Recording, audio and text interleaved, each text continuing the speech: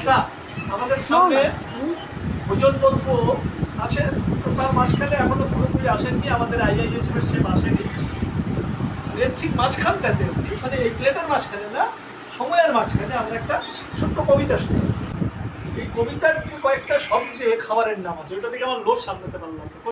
সুদূর আসানসোল অঞ্চলের কবি, আমরা ওনাকে বলি ছন্দের এই মুহূর্তে জাদুকর বলবো না, কারণ ছন্দের জাদুকর আমরা সত্যেন্দ্রনাথ দত্তকে বলি, উনি ছন্দের কারিগর বলি, ছন্দ নিয়ে প্রচন্ড কাজ করছেন।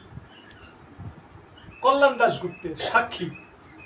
এই ভূতচুত মানি না রে, হাতে তবু ডান্ডা, সাহস বাড়াতে খাই রোজ 7 আন্ডা, 5 পোয়া দুধ গুলে কিশমিশ পেস্তা, 50 কাজু সাথে খেতেও তো বেশ তা।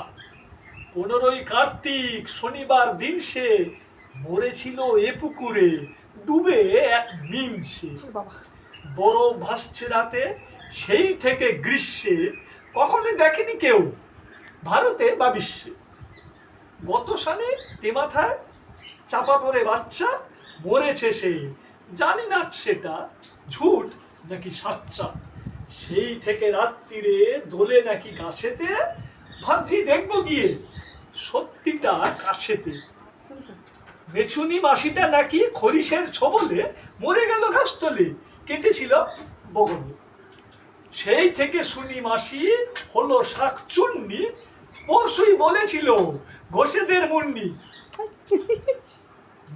আমার ঠিকুজি লেখা সিংহ রাশিতে, ভয়ও পালিয়ে বাঁচে অট্ট হাসিতে। চল তবে দিননাথ হবি তুই সাক্ষী, ভূত পেত গল্পই দত্তি বা যক্ষী। ওয়াও, অসাধারণ।